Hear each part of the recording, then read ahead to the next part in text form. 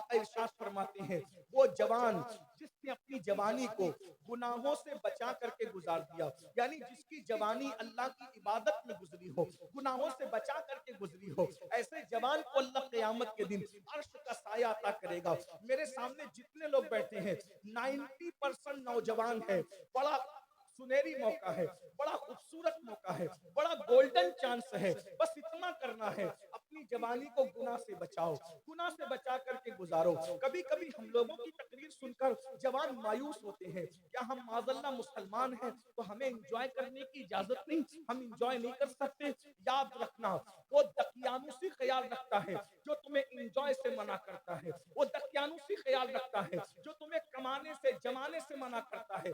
ہمارا مذہب پوری دنیا میں ایک ہی مذہب ہے جسے مذہب اسلام کہتے ہیں، جتنے انجوائے کی اجازت اسلام دیتا ہے کوئی مذہب نہیں دیتا، جتنا دولت کمانے اور جمانے کی اجازت اسلام دیتا ہے کوئی مذہب نہیں دیتا۔ ابھی آپ نے حضرت شمس ملت سے زکوٰۃ کے معاملات سماعت فرمائے، بھائی زکوٰۃ کون دے گا؟ جو مالدار ہوگا وہی تو دے گا، بھکاری تھوڑی زکوٰۃ دے گا۔ اور آپ کو بتاؤں اسلام میں زیادہ تعداد غریبوں کی نہیں ہے، اسلام میں زیادہ تعداد شروع دن سے مالداروں کی ہے۔ دور فاروقی میں ایک بندہ یمن سے زکوٰۃ کی رقم لے کر کے چلتا ہے اور مدینہ منورہ تک غریب ڈھونڈتا ہے، غریب تو غریب یمن سے لے کے مدینہ منورہ تک فاروق اعظم کے دور میں کوئی غریب نہیں ملتا تاکہ جس کو زکوٰۃ دی جا سکے۔ تو پتا چلا جتنے مالدار ہم تھے ہم ہیں، کوئی ہو نہیں سکتا۔ 1857 سے پہلے کلکتہ کے ایک ایک مسلمان تاجر کے گھر میں جتنی دولت ہوتی تھی برطانیہ کے شاہی خزانے میں اتنی دولت نہیں ہوتی تھی۔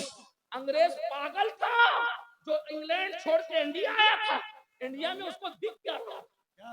سونے کی چڑیا کس نے بنایا تھا؟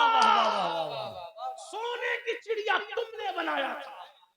مگر کب تک یہ بھی بتا دو، انجوائے کرو، بھرپور انجوائے کرو، دولت کماؤ، اچھے کپڑے پہنو، اچھے چپل پہنو، اچھے جوتے پہنو، اچھے موبائل، اچھی گاڑیاں، اچھی سواریاں، اچھے عطر، اچھے خوشبو۔ بلکہ بات کہوں اللہ نے دیا ہے تو اتنا قیمتی پہن کے نکلو کہ اگر بس میں بیٹھو تو بازو میں بیٹھنے والے کو اپنی اوقات یاد آنا چاہیے کہ اب بھی یہ کچھ ہے۔ عزت سے جیو، سر اٹھا کے جیو، وقار کے ساتھ جیو۔ اللہ اکبر۔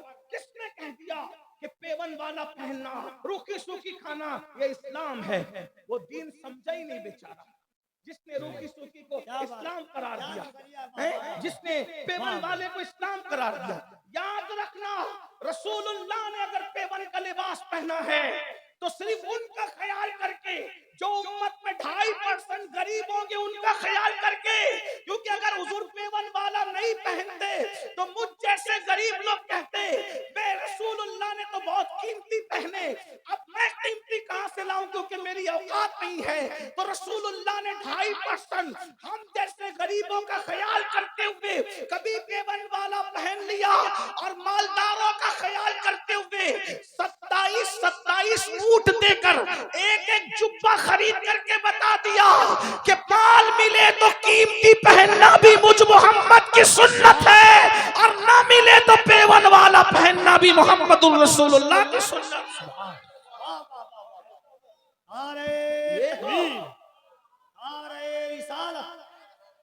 برا ہو تبلیغ کے جاہل مبلغوں کا جس نے تمہیں یہ بتایا کہ روکھی سوکھی اور پیون اسلام ہے۔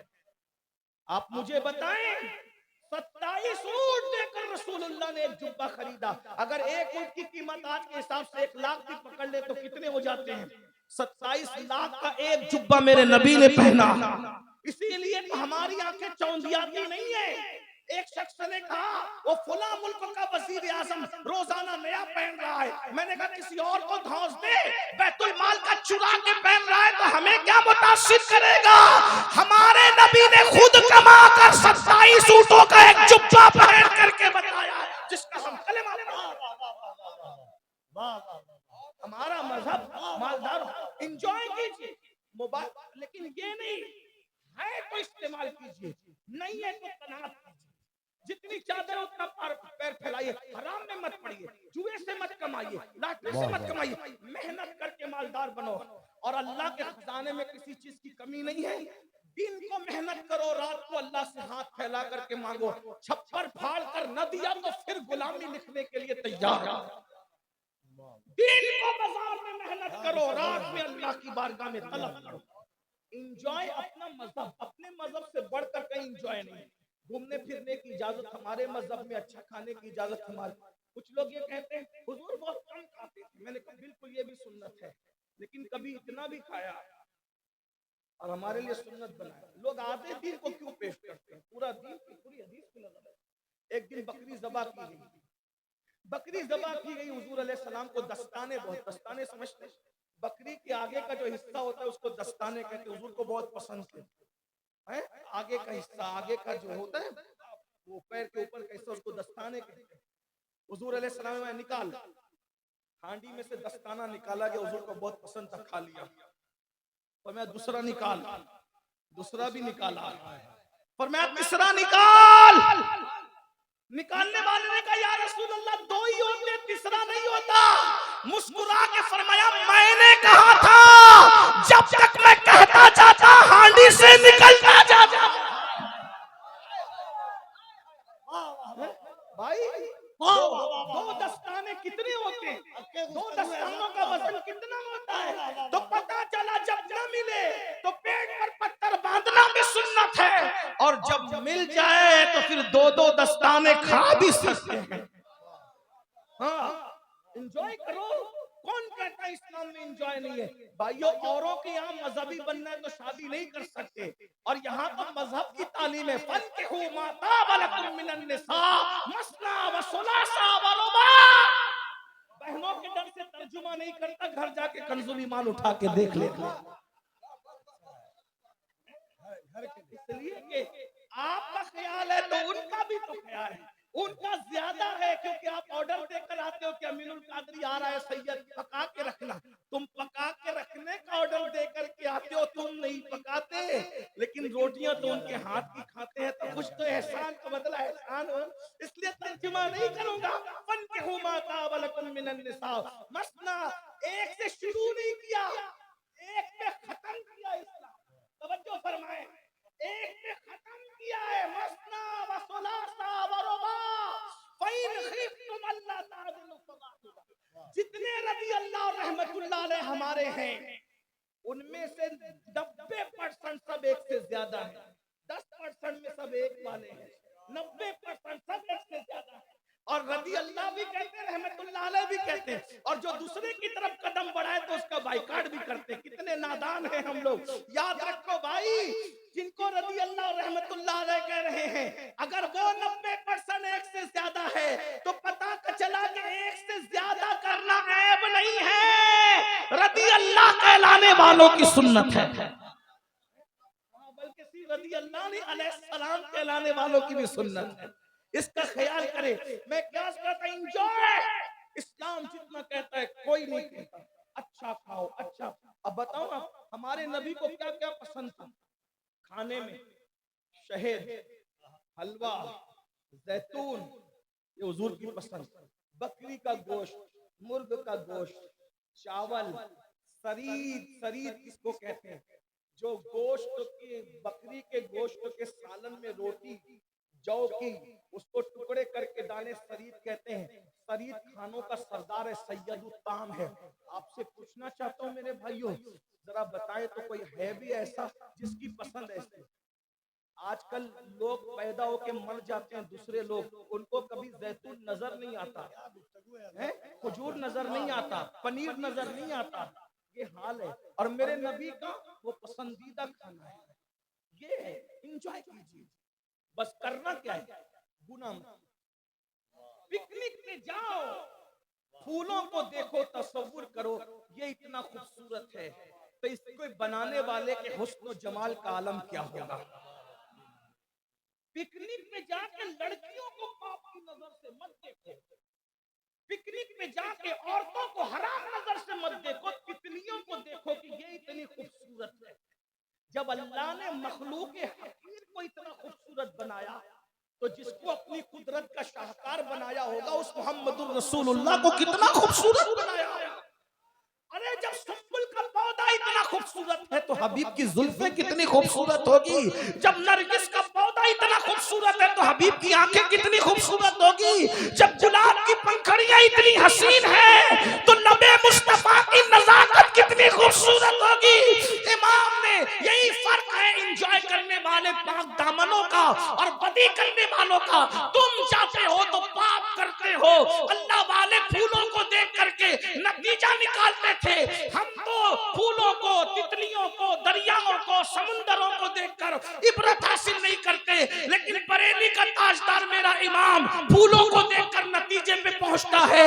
انہی کی بو مایہ سمن ہے, انہی کا جلوہ چمن چمن ہے, انہی سے گلشن مہک رہے ہیں, انہی کی رنگت گلاب میں ہے. اور کہتے ہیں وہی جلوہ شہر بشہر ہے, وہی جلوہ شہر بشہر ہے, وہی اصل عالم لہدیر ہے, وہی لہر ہے, وہی پیر ہے, وہی پاٹ ہے, وہی پھار ہے. نعرہ تکبیر.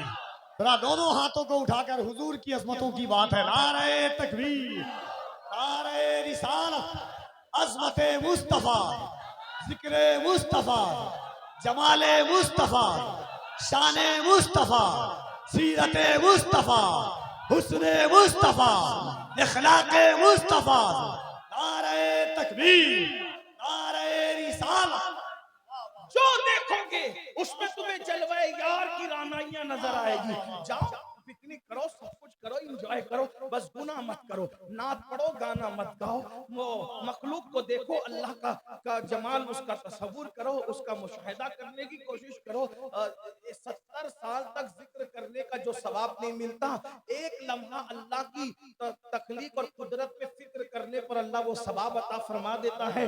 اس لیے جاؤ کرو, انجوائے کرو, کوئی بات نہیں. ایک بات بتاؤں, موزے بھی پہنو, مہنگے جوتے اگر اللہ نے دیا ہے نظر آنا چاہیے. امام اعظم ابو حنیفہ کا ایک مقتدی تھا, روزانہ پھٹے پرانے پہن کے آتا تھا. امام اعظم خود بھی اتنے مالدار تھے. پھر میں کہتا ہوں رسول اعظم سے لے کے امام اعظم تک, امام اعظم سے لے کے غوث اعظم تک, اور غوث اعظم سے لے کر امام احمد رضا تک ہمارے یہاں کوئی غریب مفلس ہوا ہی نہیں. ہمارے یہاں کوئی چندے کا بندہ نہیں ہے. یہ چندے کے دھندے تو 1857 کے بعد کے مولویوں نے شروع کیے, جن کے دیکھا دیکھی ہمیں مجبوراً کرنا پڑتا ہے کہ اگر ہم نہیں لیں گے تو پھر وہ لے کر چلے گئے. ورنہ ہمارے یہاں تو چندے کا دھندا ہی نہیں تھا. اعلیٰ حضرت نے اپنی کتابیں خود چھپوائی ہے, لکھا بھی خود ہی ہے, چھپوایا بھی خود ہی ہے. یہ ہے جاگیردار گھرانے سے تعلق رکھتے تھے. پورا خاندان جو تھا نا وہ آیا تھا افغان سے, اور جو ہے وہ کابلی پٹھان تھے یہ لوگ, اور بڑے مالدار تھے یہ لوگ. اور وہ جو سعادت یار خان صاحب جو اعلیٰ حضرت کے اجداد میں سے ہوتے ہیں, یہ وہ لوگ تھے بھائیوں کے جو بادشاہوں کے یہاں شش ہزاری عہدے پر فائز تھے. یعنی آپ سمجھیں کہ یہ ہمارے یہاں کوئی غریب نہیں ہے. پھر میں یہ کہنے کہتا غریبوں سے میں تمہیں ابھارنا چاہتا ہوں کہ غربت سے نکلو, غربت سے نکلو, مالدار بنو. کہ غربت کبھی کبھی انسان کو کفر تک پہنچاتا ہے. نوجوانوں ہمیں محنت کرنا ہے.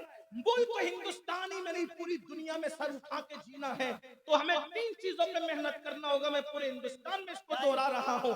دیندار بنو, مالدار بنو, تعلیم پہ محنت کرو, 3 نکاتی پروگرام بناؤ.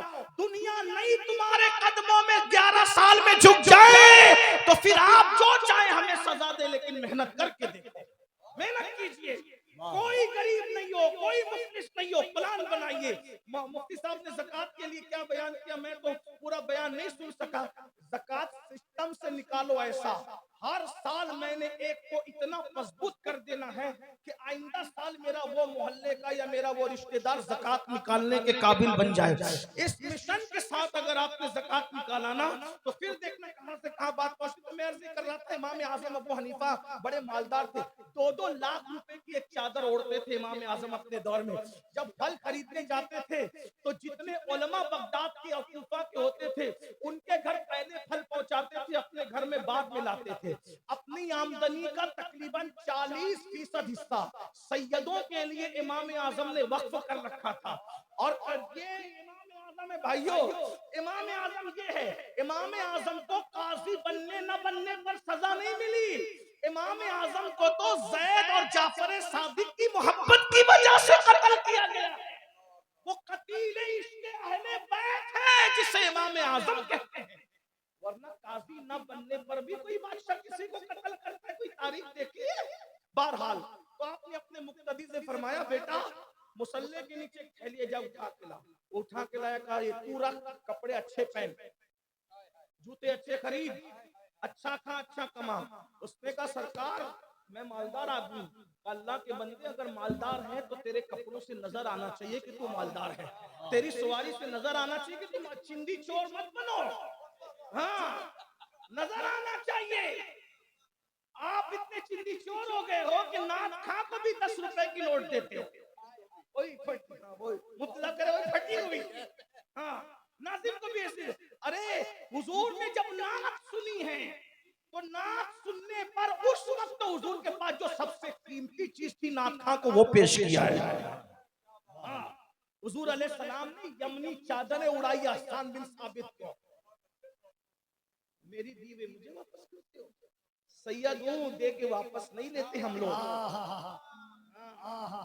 سوراب میری غیرت سیادت کا سودا نہ کر، ہم لوگ ایک بار دیتے ہیں تو پھر واپس نہیں ہائے لیتے، ہائے ہائے ہائے، کتنے بے نور چراغوں کو ضیاء دیتے ہیں، اہل بیت اپنے مریضوں کو شفا دیتے ہیں۔ مفتی صاحب مانگنے والوں ذرا کھل کے تقاضا کرنا، یہ بڑے لوگ ہیں تحفہ بھی بڑھا دیتے ہیں۔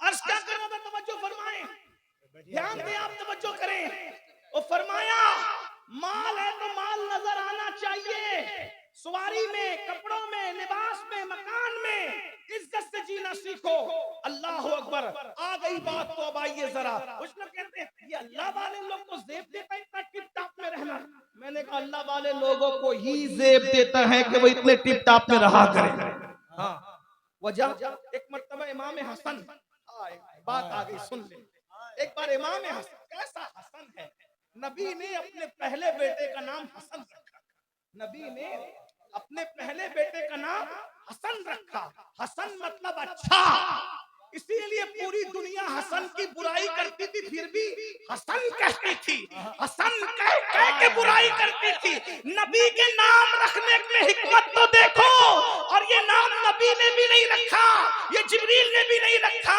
یہ نام اللہ نے چھپا کے رکھا تھا کہ نبی علی کی پشت سے جس کو پیدا کروں گا ہوں گے علی کی پشت سے، لیکن بیٹے تو تیرے بناؤں گا، ان کے نام چھپا کے رکھوں گا، ایک کو حسن کہیں گے دوسرے کو حسین کہیں گے، حسن حسین کے دشمن جب منبروں پہ بیٹھ کے حسن حسین کی برائی کریں گے تو کہیں گے حسن ایسا، حسن ایسا، حسن ایسا، حسن ایسا، ارے جو حسن ہے وہ ایسا نہیں ہوتا،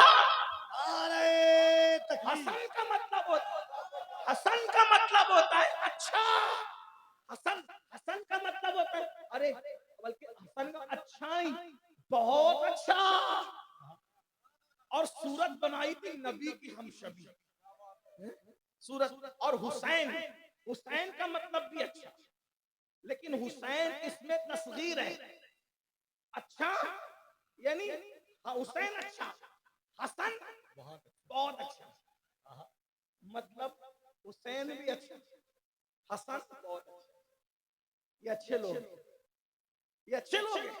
امام حسن ایک دن موڈ ہوا، میں نے بہت سجنا ہے آج، میں نے بہت سجنا ہے، جو رسول اللہ کا ہمشبی ہو آج اس کا موڈ ہو رہا ہے، کبھی کبھی اپنا بھی موڈ ہوتا ہے نا، آج میں نے سجنا ہے اور سجا کر، پھر ایک بات عرض کر دوں، سجا کر، کچھ نوجوان 30-35 سال کے ہو جاتے ہیں تو نہانا دھونا 3 دن تک نہیں نہاتے، 4 دن تک نہیں نہاتے، داڑھی رکھتے ہیں تو ہنسنے کی بات نہیں ہے، لیکن آپ ہنسے بھی تو مجھے کوئی پرابلم نہیں، لیکن غور سے سننا، دھیان سے سننا، داڑھی بھی رکھیں گے تو ادھر پھیل رہی ہے ادھر پھیل رہی ہے، کپڑے میں سے بھی بدبو آ رہی ہے، یہ سب ہو رہا ہے، اور وہ کیا کہتے ہیں ارے حضرت اب تو ہماری شادی ہو گئی نا، اب ہمیں کس کو بتانا ہے، میں نے کہا شادی سے پہلے جس کو بتانا تھا شادی کے بعد بھی اسی کو بتانا ہے، ہاں آج کل جو طلاقیں واقع ہو رہی نا اس کو سنجیدگی سے لو.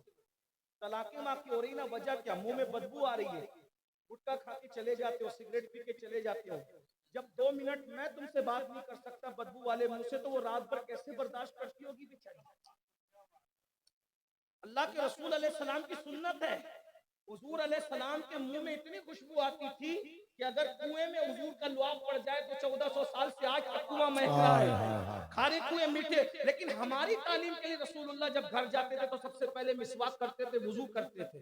یعنی جیسے میں چاہتا ہوں نا کہ میری بیوی مجھے سج دھج کے اچھی لگے, تو میری بیوی کی بھی خواہش ہوگی کہ میں بھی سج دھج کے اس کو اچھا لگوں. طلاق جو ہو رہی ہے نا, یا عورتیں مرد کے ہوتے ہوئے کسی اور کی طرف توجہ دیتی ہے, اس میں ایک وجہ یہ بھی ہے. اس کو ہنس کے ٹالو مت, یہ بہت سنجیدہ ٹاپک ہے. غسل کرو, اچھے رہو, اچھے کپڑے پہنو, عطر لگاؤ, خوشبو لگاؤ, سرما لگاؤ. اور آپ کو بتاؤں, ہم لوگ سجتے دھجتے ہیں نا تو دوستوں سے اس طرح پوچھتے میں کیسا لگ رہا ہوں, ہے نا. لیکن میرے نبی جب سجتے تھے نا, ہائے ہائے, جس کو قدرت نے اتنا سجا کے بھیجا تھا کہ سجانے کی ضرورت نہیں تھی, پھر بھی وہ تعلیم امت کے لیے سجتے تھے. اور سج کر کے آ کر نئے کپڑے پہن کے ام المومنین سے کہتے ہیں, عائشہ میں کیسا لگ رہا ہوں. ہائے ہائے. اس پر میں یہاں کے سنیوں کو نہیں کہوں گا کہ بولو سبحان اللہ, اس لیے کہ میں تو تمہارے عشق پہ چھوڑتا ہوں. یہ بات اگر میں نے خانقاہ میں صوفیہ کے درمیان کہی ہوتی, وہ اٹھ کر کے وجد کرتے کہ میں نے جملہ کتنا بڑا کہا. مفتی 4 منٹ سیدہ عائشہ سے کہا, عائشہ میں کیسا لگ رہا ہوں.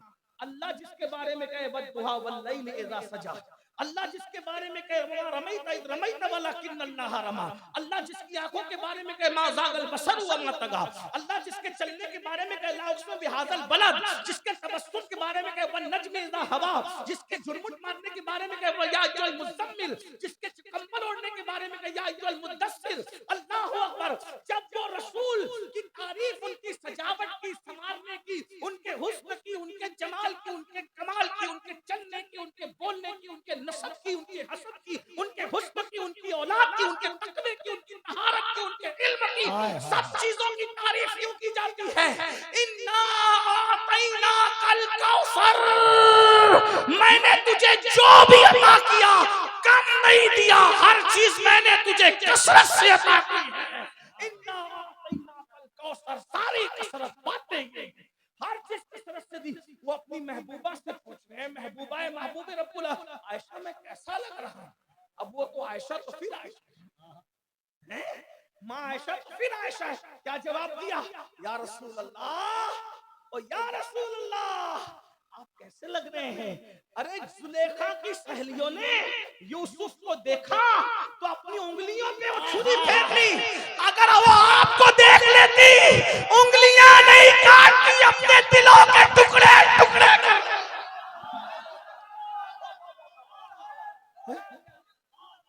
وہ کمال حسن حضور ہے کہ گمان نقص جہاں نہیں, یہی پھول خار سے دور ہے, یہی شمع کے دھواں نہیں. کروں تیرے نام پہ جا فدا, نہ بس ایک جا دو جہاں فدا, دو جہاں سے بھی نہیں جی بھرا, کروں کیا کروڑوں جہاں نہیں. سرتاب قدم ہے تمہیں سلطان زمن پھول, لب پھول, دہن پھول, زکن پھول, بدن پھول. واللہ جو مل جائے میرے گل کا پسینہ, مانگے نہ کبھی عطر نہ پھر چائے دلہن پھول. دندان و لب و زلف رو کے شاک فدائی ہے, در عدن لال یمن مشک ختن پھول. دل اتنا بھی شیدائی ہے اس ناخن پاکا, اتنا بھی مہ نو بنائے چر کے کون پھول. کیا بات رضا اس چمنستان کرم کی, زہرا کلی جس میں حسین اور حسن پھول. سج دھج کے رہو. تکبیر, نعرہ رسالت, ہر لفظ کا دونوں ہاتھوں کو اٹھا کے استقبال کیجیے. نعرہ تکبیر, نعرہ رسالت, جمال مصطفیٰ. سج دھج کے رہو, خوبصورت بن کے رہو. میں کہتا ہوں صرف نمازی بن جاؤ نا, عورتوں کی شکایت دور ہو جائے گی. جو 5 وقت روز وضو کرے گا اس کی آنکھ میں کبھی کیچڑ ہی نہیں رہے گا. جو 5 وقت مسواک کرے گا اس کے منہ سے کبھی بدبو ہی نہیں آئے گی. جو 5 وقت وضو کرے گا بھائی, اس کا چہرہ اترا اترا تھوڑی ہوگا, اس کا چہرہ تو تر و تازہ ہوگا. نماز چھوڑ دی نا اسی لیے سب مسائل, ورنہ نماز سنوارتی ہے, نماز سجاتی ہے. قرآن کہتا ہے کس نے منع کیا کہ مسجد جاتے وقت زینت نہ کیا کرو. ہم لوگ راہب لوگ نہیں ہیں, اسلام میں رہبانیت نہیں ہے، ہم مصطفیٰ جان رحمت کے غلام ہیں۔ لیکن چلیں پھر آپ کو نوجوانوں کو نصیحت کرتا ہوں، بڈھوں کو بھی کہتا ہوں،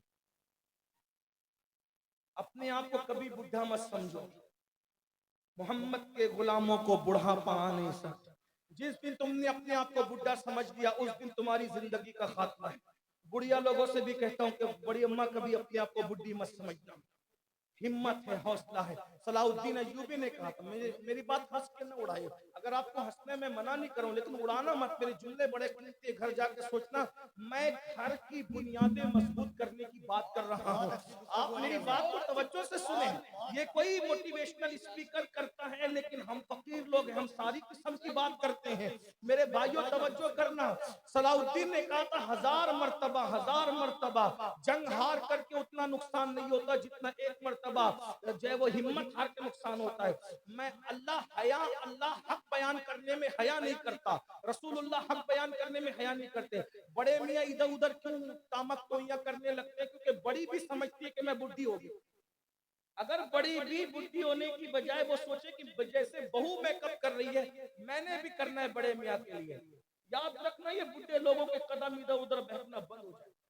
یہ بات میں آپ کو کہہ رہا ہوں، ورنہ آج ہم خون کے آنسو رو رہے بھائی، ہم لوگ خون کے آنسو رو رہے ہیں۔ میں ہر بات مائک پہ نہیں کہہ سکتا لیکن ہم لوگ گراؤنڈ لیول کے لوگ ہیں، مسائل لوگوں کے درمیان ہم سنتے ہیں۔ بڑھاپے میں جب وہ بڑھاپا آ گیا بچے جوان روتے ہیں کہ ابا ایسا ایسا کرتے ہوئے نظر آئے۔ یہ اگر عورتیں اگر شوہر کے لیے سجنے لگیں، عورتوں کو نفل نماز پڑھنے سے افضل ہے کہ وہ شوہر کے لیے سجا کریں حلال طریقے سے، اور تم بھی سجا کرو ایک دوسرے کو اچھا لگنے کی، بس اتنا کہ میری بیوی کا دل میری وجہ سے خوش ہو جائے، کیونکہ میری وجہ سے میری بیوی خوش ہو گئی اللہ راضی ہوگا، کیونکہ ماں باپ ہی کا دل خوش کرنے سے اللہ خوش نہیں ہوتا، بیوی کا دل خوش کرنے سے بھی اللہ خوش ہوتا ہے، کیونکہ وہ ہماری شریک حیات ہے۔ اور وہ کیسے خوش ہوگی؟ وہ آپ کے سجنے سے خوش ہوگی۔ یہ جو گٹکا کھا کر کے منہ میں بدبو، یہ تمباکو کی بدبو، خطرناک بدبو، بیڑی کی بدبو، یہ جو منہ میں بدبو آتی ہے نا، یہ تمہاری زندگی کو بھی بدبودار کر چکی ہے۔ میرے بھائی منہ صاف رکھو، اچھا رکھو، مسواک کرو، مسواک کے عادی بنو۔ چلے کوئی عادت پڑ بھی گئی ہے آپ کو تو منہ صاف رکھو، لونگ کھایا کرو، سونف کھایا کرو، گھر جایا کرو تو منہ صاف کر کے جایا کرو، بہرحال سچ سنور کے رہا کرو، لیکن جائز۔ اب یہ نہیں کہ سید نے کہہ دیا کہ بن سورنا شروع کرو تو اب کل ہی بولو کہ چلو بیوٹی پارلر لے چلو، نہیں بھائی، گھر میں سجنے کا، گھر میں سنورنے کا۔ جس مذہب نے عورت کو مسجد جانے کی اجازت نہیں دی اس مذہب کی عورت کو بیوٹی پارلر جانے کی اجازت کیسے ہو سکتی ہے؟ گھر میں سجو جائز طریقے سے، آپ بھی جائز طریقے، ورنہ آپ چلے گئے کیا بولتے اسپا کے اندر چلے گئے تو پھر ذرا اچھا نہیں ہوگا۔ گھر میں جائز طریقہ ہو۔ مردوں کا میک اپ کیا ہے؟ مردوں کا اچھا وضو کرو، صابن سے فیس واش وغیرہ سے منہ دھو لو، سرما لگا لو، پھر دیکھو کیسے تر و تازہ دکھتے۔ اور وضو تو یہاں بھی چہرہ چمکاتا ہے، جنازے میں بھی چمکائے گا، قبر میں بھی چمکائے گا، اور میدان محشر میں تو وضو کرنے والوں کا چہرہ ایسے چمکے گا جیسے 14ویں رات کا چاند چمکتا ہے۔ ایک دن امام حسن کے دل میں خیال آیا کہ میں نے آج سجنا ہے، سنورنا ہے، بننا ہے، سنورنا ہے، تو رسول اللہ کا ماما نکالا، اور یہ آپ کے ذہن میں رہے کہ وہ حضور کے ہمشبی تھے، حضور کا ماما باندھا، حضور کی عبا پہنے، حضور کا جبہ شریف پہنا، اور اس کے بعد اپنے چچا جعفر طیار کا پٹکا باندھا، اور جعفر طیار کا پٹکا باندھ کر ابا کی ذوالفقار حیدری ہاتھ میں لے کر سیدہ کا لال چلا۔ سیدہ کا لال جب چلا ہے گھوڑے پر بیٹھ کر تو آمینہ کے لال کی یاد تازہ ہو گئی۔ ایک یہودی تھا، یہودی کو اچھا نہیں لگا، اس لیے کہ جن میں یہودیوں کے جراثیم ہوتے ہیں ان کو اہل بیت کی خوشی کبھی اچھی نہیں لگتی۔ جس کو بھی دیکھو کہ اہل بیت کی خوشی جسے اچھی نہ لگے سمجھ لو کہ شجرہ نسب کہاں سے ملتا ہے۔ یہودی صفت لوگ، ہاں اللہ اکبر، یہ بات یاد رکھنا، اور جن لوگوں کو صحابہ کی تعریف اچھی نہیں لگتی وہ مجوسی صفت لوگ ہیں، اس لیے نہ ہم مجوسی صفت ہے نہ یہودی صفت ہے، الحمدللہ ہم فطرت اسلام پر ہے۔ بہرحال تو ایک یہودی نے دیکھا، کہا حسن ایک مسئلہ پوچھنا ہے حسن، پوچھو۔ حسین کے بارے میں بہت چندی باتیں یاد ہیں، ہمیں یہ نہیں پتا ہے کہ امام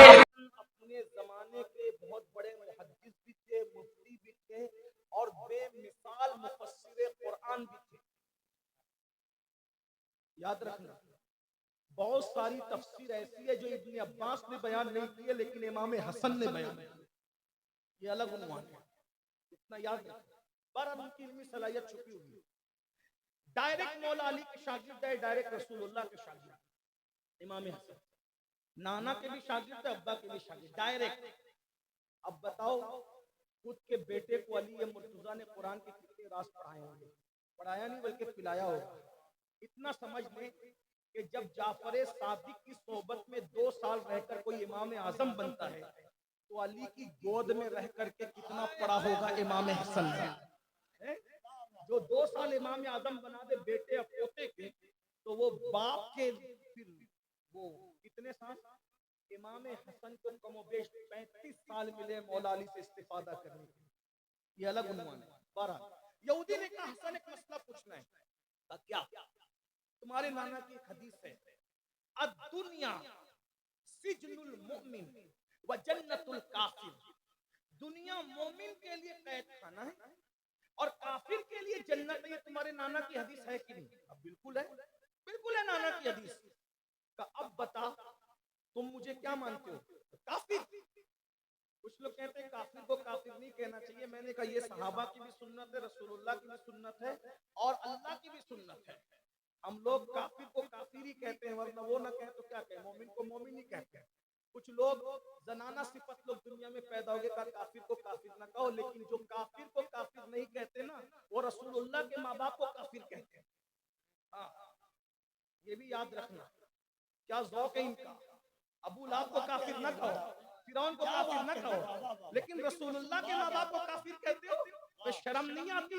اور آپ کو بھی کہتے ہیں نماز پڑھو تو دیکھ کے پڑھا کرو کہ یہ نبی کے ماں باپ کو کافر مانتا ہے یا مومن مانتا ہے. ہاں رشتہ داری کرا کرو تو یہ بھی دیکھ کے کیا کرو, اور جلسے میں کسی کو دعوت دیا کرو تو یہ بھی دیکھ کے دعوت دیا کرو کہ یہ نبی کے ماں باپ کو کافر مانتا ہے کہ مسلمان مانتا ہے. ہاں صرف کلام کی بات نہیں ہے. ارے کلام تو دوسرے لوگ بھی پڑھتے ہیں, ہمارے لیے پابند کیا گیا. جس سے دین سیکھ رہے ہو اس کے خیالات, نظریات اور عقائد دیکھ کر دین سیکھا کرو.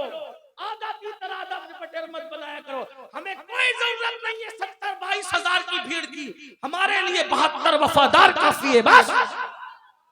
اتنا یاد رکھنا.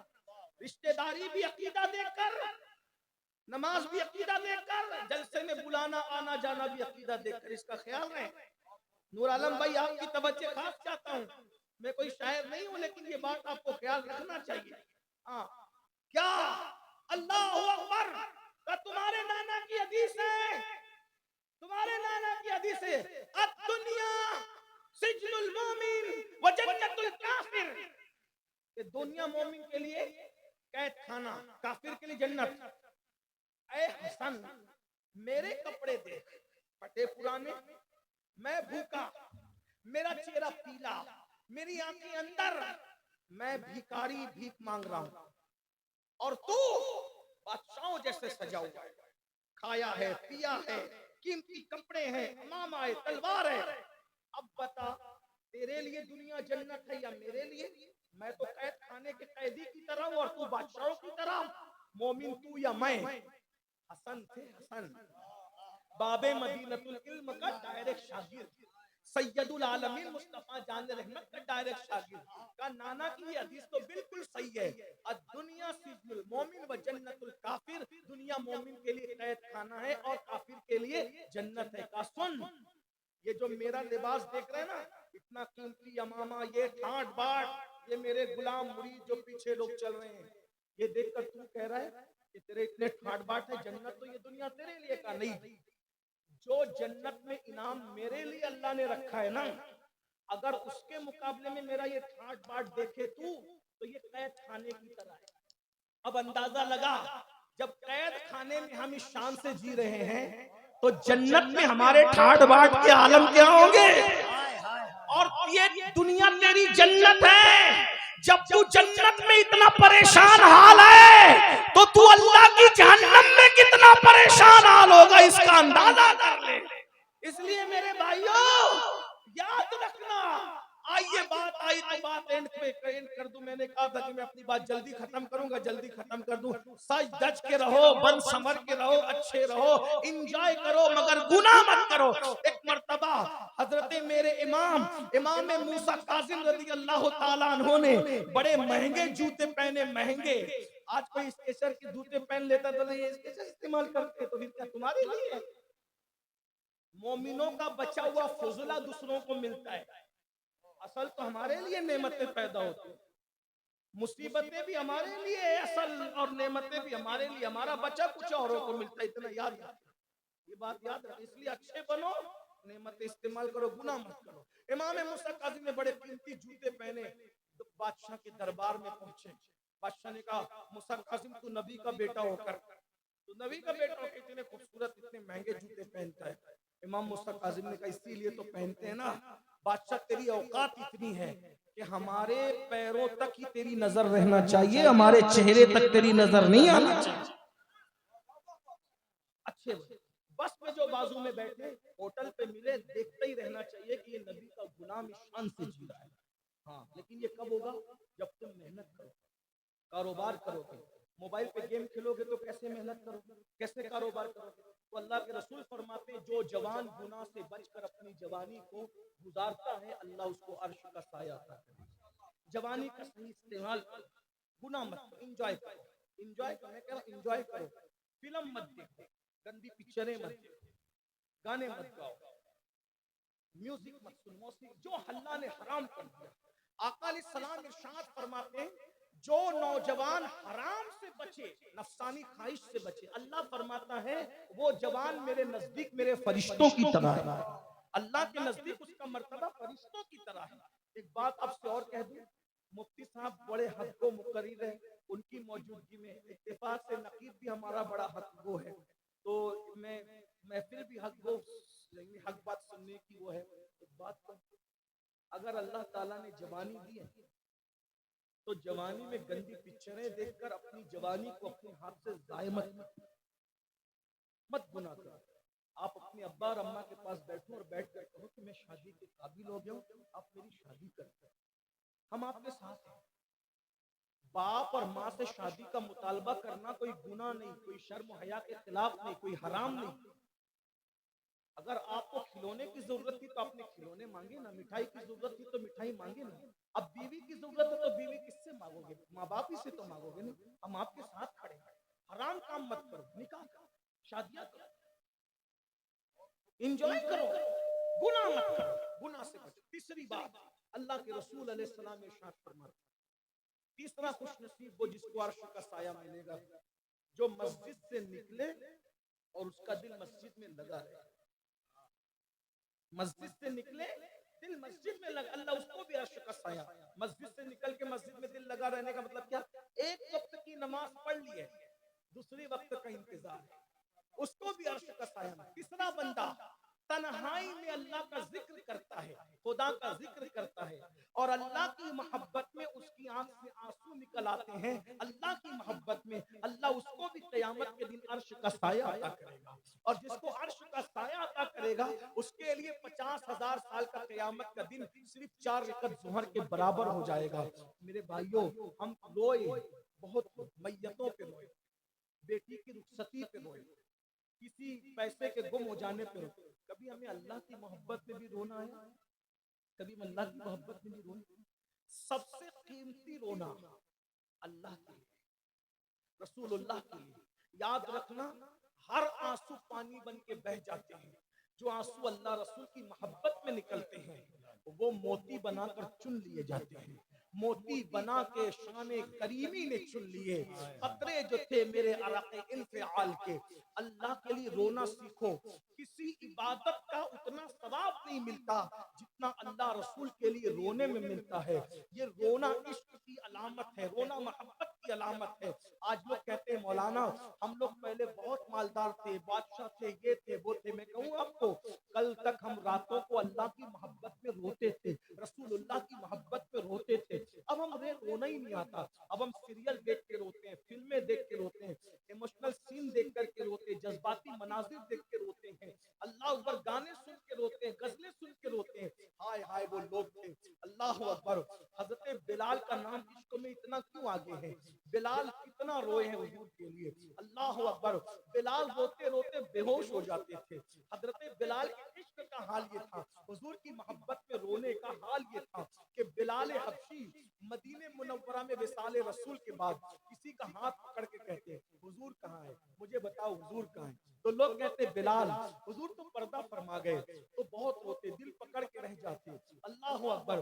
कभी बिलाल जंगलों में निकल जाते, हुजूर कहाँ है। एक दिन बिलाल हबशी ने फैसला किया कि हुजूर अलैहिस्सलातु व तस्लीम जो है कहीं नजर ही नहीं आते, मदीने की गली ढूंढते रहो ढूंढते रहो ढूंढते रहो। हालांकि उनको पता था कि हुजूर का विसाल हो गया, मगर रोते बहुत थे। एक बात याद रखना, रोने वाला हुजूर का कुर्ब पाता है, हुजूर का दीदार पाता है। मेरी कौम अल्लाह रसूल के लिए रोना सीखे। आज हमारे दिल सख्त हो गए। दिल सख्त क्यों है कि हमारे पेट पे हराम हुक्म आ गया। हमारे दिल सख्त हो गए क्योंकि हम लोगों के हिस्से दबाने लगे, लोगों पे जुल्म करने लगे। दिल सख्त हो गए, बेमुरब्बत हो गए, रोना नहीं आता। एक बुजुर्ग से किसी ने पूछा मुझे रोना नहीं आता, तो फरमाया रोने की कोशिश कर, रोने की कोशिश कर। कहा कि कोशिश करने पे भी रोना नहीं आता तो काफिर अपने हाल पे रोया कर, अपने हाल पे रो के अल्लाह ने तेरा दिल सख्त कर दिया, तेरे दिल पे ताला लगा दिया। रोने वाले अल्लाह को बहुत पसंद है। कुछ लोग रोने वालों का मजाक उड़ाते हैं, रोना ये अलामत मोहब्बत की है। बिलाल हबशी हुजूर को ढूंढते करते रहे, लेकिन हुजूर नहीं मिलते। सोचा चलो मदीना मुनव्वरा छोड़, मदीना शरीफ छोड़, मुल्क शाम चली। एक ही काम था, रोना रोना रोना रो। बिलाल रोते थे, सिर्फ रोती रहे, रोते रहे। कुछ लोग कहते हैं मदीना शरीफ जाना है, कोई वजीफा बताएं। मैंने कहा आसान वजीफा, सिद्क दिल से रोना सीख। साल भर में बुलावा ना आए तो फिर देखना, दो में से कोई एक चीज जरूर होगी।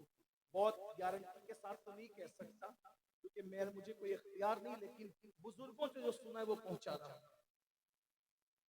अगर हुजूर से मिलना है, रोना सीखो, उनकी याद सीखो। दो में से कोई एक चीज जरूर होगी, या तो वो बुला लेंगे या तो वो आ जाए। रोना सीखो। और अगर कोई बिलाल की तरह रोए ना तो आते भी हैं और बुलाते भी हैं। कुछ लोग कहते हैं वो फुला बार बार जाता है, उसका बिजनेस क्या है। मैंने कहा बिजनेस वाले नहीं जाते, बिजनेस वाले नहीं जाते। जिन पे करम होता है ना, बुलाए जाते वही जाते हैं। जिसे चाहा दर पे बुला लिया, जिसे चाहा अपना बना लिया, ये बड़े करम के फैसले, ये बड़े नसीब की बात है। टाइम ज्यादा हो गया, मैं इस पे बात खत्म करने लगा हूं। अगर जाना है मदीने मुनव्वरा, रोना सीख, जिक्र करना सीख। आप कभी रोते ही नहीं भाई। एक बात बताओ, रोना नहीं आया तो रोने की कोशिश करो, रोना नहीं आया तो रोने की कोशिश करो।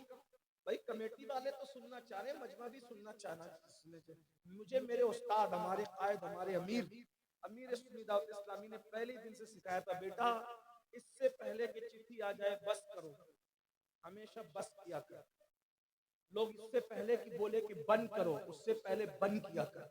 लोग जाने लगे तू चले जाया कर। अल्हम्दुलिल्लाह 29 साल हो रहे खिताब करते करते, आज तक किसी जगह चिट्ठी नहीं आई कि वक्त खत्म हो गया, आज तक नहीं आई। वजह, लोग जितना टाइम देते हैं उससे पहले हम अपना बिस्तर समेट 2 मिनट ज्यादा तकरीर करके हम कोई कौम पे एहसान नहीं कर लेते। आप जितना सुनना चाहेंगे हम उससे पहले समेट लेंगे। तो इसलिए मैं बात खत्म कर रहा हूँ, आगे की हदीस में नहीं पढ़ूंगा। तवज्जो आपकी, खत्म करूँ मैं बात को मैं, लेकिन मैं हज़रत बिलाल का जिक्र आ गया उसको सुन ले, फिर बात खत्म करता हूँ। मैं अर्ज करूँ हज़रत बिलाल का जिक्र करूँ आपके सामने। पीछे वाले भी सुनना चाहते हैं, दुरूद शरीफ पढ़ने बुलंद आवाज से, सब मिलकर दुरूद शरीफ पढ़े। सल्लल्लाहु अलैहि नबी व अलैहि वसल्लम। माशाल्लाह आपको सुन रहे हैं, ये मोहब्बत हमारे प्यार सुन लो।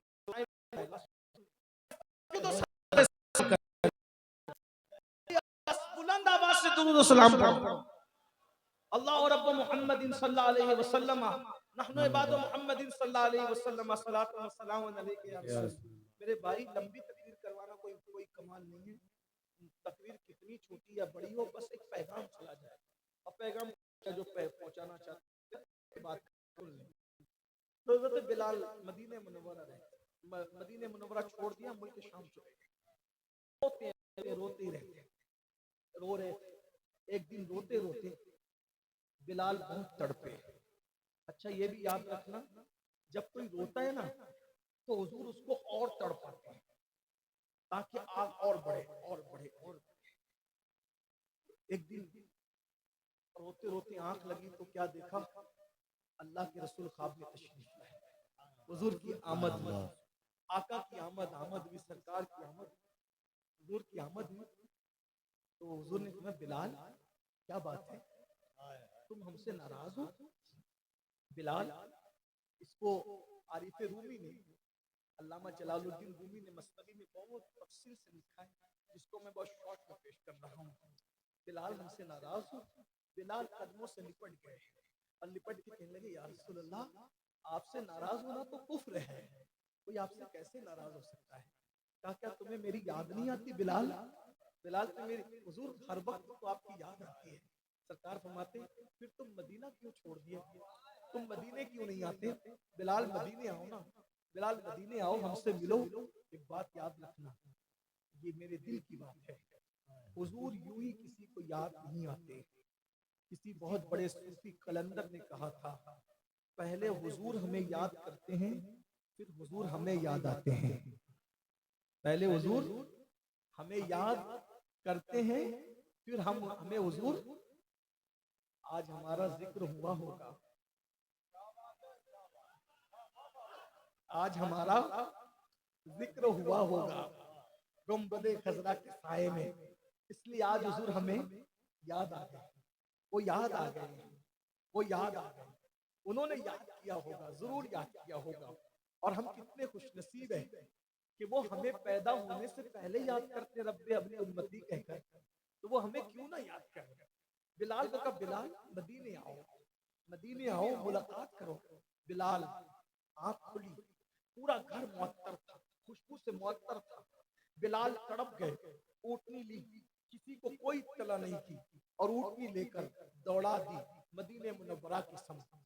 میرے الفاظ کے جامع میں علامہ ارشد القادری کی تحریر کا سہارا لیتے ہوئے عرض کروں، جب بلال مدینہ منورہ جا رہے ہوں گے تو بلال کے تصورات اور تخیلات میں کیا کیا آتا ہوگا۔ ارے ہم جیسے گنہگار 1450 سال کے بعد پیدا ہوئے، جیسے جیسے مدینہ منورہ قریب آتا ہے دل کی دھڑکنیں تیز ہوتی جاتی ہے، جیسے جیسے گنبد خضرا قریب آتا ہے ہم اپنے آپے میں نہیں رہتے۔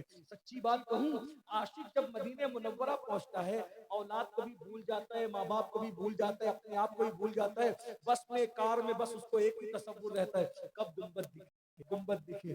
اور جیسے گنبد پہ نظر پڑتی ہے پھر منہ کو تالا لگ جاتا ہے اور آنکھیں بہنے لگتی ہے، آنکھیں ساون بادوں کی طرح بہتی ہے۔ اللہ اکبر، جب گنبد خضرا پر پہلی نظر پڑتی ہے تو دل کہتا ہے میں بے سہارا نہیں ہوں، میں بے بس نہیں ہوں، میں بے بس نہیں ہوں، کوئی میرا ہے۔ ارے اتنا بڑا سہارا میرا ہے، اب مجھے کس سہارے کی ضرورت ہے۔ اللہ اکبر، ذرا غور تو کریں، ہمارا سہارے سے بڑا سہارا کس کا ہو سکتا ہے مسلمانوں؟ تو جب میری آپ کی کیفیت یہ ہے اللہ اللہ، تو بلال کی کیا کیفیت ہوگی، بلال کے ساتھ کیا محبتیں تھی، بلال کے ساتھ کیا پیار تھا۔ یہ بھی جملہ دل پہ لکھ لو، ہم کروڑوں امتی مل کر ایک آقا سے جتنا پیار نہیں کرتے، ایک آقا ہم سب سے زیادہ ہم سے پیار کرتے ہیں۔ کروڑوں امتی مل کر جتنا پیار نہیں کر پاتے، اس سے زیادہ تنہا آقا ہم سب سے پیار کرتے ہیں۔ وہ ہمارے قدموں کی آہٹیں بھی جانتے ہیں، وہ ہمارے چہروں کے خط و خال بھی جانتے ہیں، وہ ہمارا نام بھی جانتے ہیں، ہمارے باپ کا نام بھی جانتے ہیں، ہمارا علاقہ بھی جانتے ہیں، خطہ بھی جانتے ہیں، قبیلہ بھی جانتے ہیں، حسب نسب بھی جانتے ہیں۔ ہمارے پیر میں کانٹا چبھتا ہے، ہمیں بعد میں درد ہوتا ہے، پہلے یہ درد گنبد خضرا کے مکین کو ہوتا ہے، کیونکہ قرآن کہتا ہے لقد جاءکم رسول من انفسکم عزیز علیہ ما عنتم حریص علیکم بالمؤمنین رؤوف الرحیم۔ اسی لیے تو کہا گیا کسی مومن کو مت تڑپانا، کیونکہ مومن بعد میں تڑپتا ہے، گنبد خضرا کا مکین پہلے بے چین ہو جاتا ہے۔ اسی لیے میرے امام اعلیٰ حضرت کہا کرتے تھے کہ سنی کو بے وقوف بھی مت کہا کرو، تو سنی کو بے وقوف کہو گے اس کا دل دکھے گا، اس سے پہلے مدینے کے تاجدار کا دل دکھے گا۔ اس لیے کسی کو بے وقوف کہہ کے بھی اس کا دل مت دکھاؤ۔ حضور ہم سے قریب ہے، جان سے زیادہ قریب ہے، لیکن بلال تو پھر بلال تھے، بلال جب قریب آتے ہوں گے مدینہ منورہ کے تو بلال پہ تو بڑی شفقتیں تھی. بلال کو کبھی اپنے ہاتھوں سے لقمہ بھی کھلایا, بلال کے سر پہ کبھی ہاتھ بھی پھیرا. بلال حضور کی ظاہری حیات میں بکریاں حضور کی کبھی دوتے ہیں, کبھی اونٹوں کو سہلاتے ہیں, کبھی بلال اللہ اکبر پیدل جا رہے ہوتے اپنی غربت کی وجہ سے تو رسول اللہ بلال کو پیدل دیکھتے ہیں, کہتے ہیں بلال تو پیدل ہے, چل آ میری سواری پہ بیٹھ جا. تو رسول اللہ بلال کو اپنی سواری پہ بٹھاتے تھے, کتنی شفقت کرتے تھے غلام پر. بلال کہتے جب حضور مجھے اپنی سواری پہ بٹھاتے تھے نا تو میں اپنا سینہ حضور کی پیٹھ سے لگا دیتا تھا, ابھی تک مجھے وہ ٹھنڈک محسوس ہوتی ہے. بلال کو کتنی باتیں یاد آتی ہوگی, کتنا یاد آتا ہوگا. بہرحال اسی عشق و مستی کے ماحول میں بلال حبشی مدینے کی فضاؤں میں پہنچ گئے, اور جب پہنچے مسجد نبوی کے سامنے اونٹنی بٹھائی, جو نظر آیا حضور کہاں ہے, کدھر ہے حضور, کہاں ہے حضور. سینے سے لگ کر کے کہا بلال ہمارے زخموں کو پھر تم تازہ کرتے ہو, بھرے ہوئے زخموں کو پھر ہرا کرتے ہو. بلال تمہیں پتہ نہیں حضور پردہ فرما گئے. پھر آگے بڑھے, کہاں ہے حضور. بلال حضور پردہ فرما گئے نا. پھر آگے بڑھے, کہاں ہے حضور. بلال حضور پردہ. کسی عاشق نے کہا جیسی بولی ویسا جواب, بلال وہ ہے حضور. دیکھ بلال وہ ہے حضور. مزار رسول کی طرف بلال کو دکھا, وہ حضور ہے, آرام فرما. بلال حضور کے مزار انور سے لپٹ گئے ہوں گے, لپٹ لپٹ کے کہتے ہوں گے یا رسول اللہ بلایا تھا پھر پردہ کر لیا, بلایا تھا پھر حجاب کر لیا, بلایا تھا پھر پردے ڈال دیے. حضور پردہ اٹھائے نا. اگر 14ویں صدی میں کی زبان میں کہا جائے تو یوں کہا جا سکتا ہے, اٹھا دو پردہ دکھا دو چہرہ کہ نور باری حجاب میں ہے, زمانہ تاریخ میں رہا ہے کہ مہر کب سے نقاب میں ہے. بلال نے یہ نہیں کہا تھا, میں کہہ رہا ہوں, میں کہہ رہا ہوں. کیوں؟ کیونکہ بلال بریلوی نہیں تھے, احمد رضا بلالی تھے. احمد رضا بلالی. بلال کو بریلوی کہنے کی بجائے مجھے امام احمد رضا کو بلالی کہنا چاہیے, اس سے قد امام احمد رضا بہت بلند ہو جائے گا. اس لیے کہ امام احمد رضا نے بلال سے عشق سیکھا ہے, امام نے بلال سے عشق سیکھا ہے. میرے امام امام اہل سنت نے اپنے دور میں کہا تھا نا, اٹھا دو پردہ دکھا دو کہ نور باری حجاب, زمانہ تاریخ ہو رہا کہ میں کب سے نقاب. حضور علیہ الصلوۃ والتسلیم کی بارگاہ میں جو بھی عرض کیا ہوگا, ایسے میں کوہرام مچ گیا. مدینہ منورہ میں اہل مدینہ کہتے ہیں عاشق رسول بلال آ گئے, بلال آ گئے, بلال آ گئے, بلال آ گئے, بلال آ گئے. سب لوگ اپنے اپنے کام دام چھوڑ کے مسجد نبوی, حتیٰ یہاں تک کہاں گیا پردہ نشی خواتین ننھے ننھے بچوں کو لے کر مسجد نبوی. بچے اپنی ماؤں سے کہتے امی مؤذن رسول تو آ گیا, کیا آج امام الانبیاء بھی آئیں گے امامت کرانے کے لیے, حضور بھی آئیں گے. چیخیں نکل لوگوں پر. بلال کو دیکھ کر مدینہ منورہ کا پچھلا دور یاد آتا. کیا بہاریں تھی, لٹ گئی ساری بہار, ساری بہاریں لٹ گئی. اس لیے کہ آمنہ کے لال کا دیدار جو صحابہ کیا کرتے تھے وہ ختم ہو گیا. اللہ اکبر, اللہ اکبر. ایسے میں اذان کا وقت ہو, خلیفہ وقت امیر المومنین نے کہا بلال اذان, بلال اذان پڑھو. بلال نے کہا امیر المومنین مہنگی قیمت پر مجھے جو خریدا گیا تھا کیا آج اس کی قیمت مانگی جا رہی ہے؟ نہیں بلال, تمہیں تو خریدنے والے نے اللہ کے لیے خریدا تھا, آج تم سے قیمت کون طلب کر سکتا ہے؟ بس جو اذان حضور کو پسند تھی نا وہ اذان ہم سننا چاہتے ہیں. بلال نے کہا نہیں, میں اذان نہیں دے سکوں گا. کیوں؟ کیونکہ اذان دیتے وقت جب میں میرے آقا کا نام لیتا تھا تو اس وقت میں حضور کا چہرہ دیکھتا تھا, اب وہ چہرہ نہیں دکھے گا میں اذان نہیں دے سکتا. یہ رونا تھا بلال, یہ صحابہ کا عشق تھا, یہ ان کے آنسو تھے جو آج ہماری آنکھوں میں نہیں ہے. رونا سیکھو حضور کے قریب ہو جاؤ گے, رونا سیکھو حضور کا قرب پالو گے. کیا ہوا جب سب کہہ چکے بلال نے کہا میں اذان نہیں پڑھ سکتا کیونکہ وہ چہرہ میرے سامنے نہیں ہوگا، میں اذان نہیں دوں گا۔ عشق نے کہا اذان نہیں دوں گا۔ کسی نے کہا رکو، بلال کی کمزوری ہمیں پتہ ہے، یہ سب کی بات کاٹ دیں گے لیکن کن کی نہیں کاٹیں گے ہمیں پتہ ہے۔ جاؤ حجرہ سیدہ پہ جاؤ، در زہرا پہ جاؤ، در بطول پہ جاؤ اور شہزادوں کو لے آؤ۔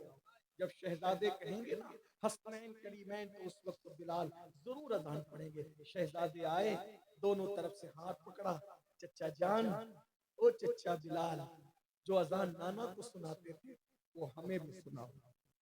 دونوں کا رخ دیکھا، ایک سینے تک حضور کے مشابہ تھے، دوسرے سینے سے پیر تک تصویر مصطفیٰ نظر آ گئی۔ گال چومے، پیشانی چومی، سینے سے لگایا۔ شہزادوں، میں نے اذان دینا تو بند کر دیا کیونکہ رخ جانا نظر نہیں آتا، لیکن میں نے انہی کانوں سے سنا ہے کہ حسنین کا دل نہ دکھانا ورنہ میرا دل دکھے گا۔ میں نے سب کو منع کیا لیکن آپ کو منع نہیں کر سکتا۔ میرے نبی کی جان ہو، میرے نبی کا کلیجہ ہو، میرے نبی کی آل ہو، ہم اذان دیتے ہیں لیکن دے نہیں پائیں گے۔ بلال نے اذان شروع کی۔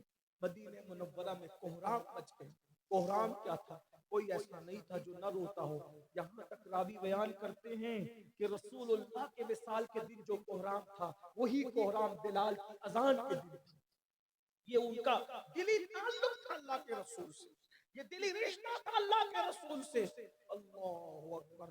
جب بلال نے اشہد ان لا الہ الا اللہ کہا تو کوہرام مچا۔ چھت پر لوگ کھڑے رہ کے سننے لگے۔ ننھے ننھے بچے ماں کا دامن پکڑ کے کہتے ماں اذان ہو رہی ہے، حضور آئیں گے؟ لوگ کلیجہ تھام کے رہ جاتے۔ جب بلال نے کہا اشہد ان محمد رسول اللہ اور عادت کے مطابق اس چبوترے کی طرف دیکھا جس پر اذان کے وقت حضور بیٹھے ہوتے تھے، جب بلال نے اس طرف رخ کیا تو بلال نے دیکھا وہ جگہ خالی تھی۔ اشہد ان محمد رسول اللہ کہتے ہی جب اس جگہ کو خالی دیکھا بلال برداشت نہ کر سکے، سراپا غم میں ڈوب کر چیخ ماری زمین پہ گر پڑے، بے ہوش ہو گئے۔ آج بلال کی اذان پوری نہ ہو سکی۔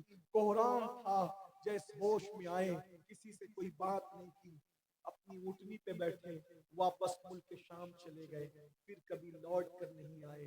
اور غم رسول میں بلال نے اپنی جان آفری کے حوالے کر دی۔ یہ ہے اللہ رسول کی محبت میں رونے کا انعام۔ کسی کو بلال بنایا جاتا ہے، کسی کو اویس بنایا جاتا ہے۔ آقا فرماتے ہیں جو اللہ کا ذکر کرتے وقت تنہائی میں رو دے، اللہ قیامت کے دن اس کو عرش کا سایہ عطا فرمائے گا۔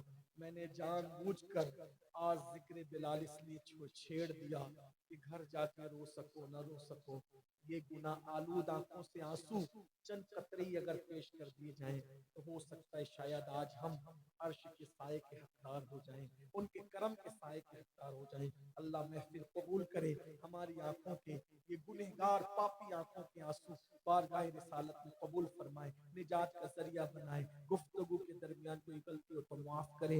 استغفر اللہ ربی ان ربی لغفور رحیم وما علینا الا البلاغ۔ السلام علیکم ورحمۃ اللہ۔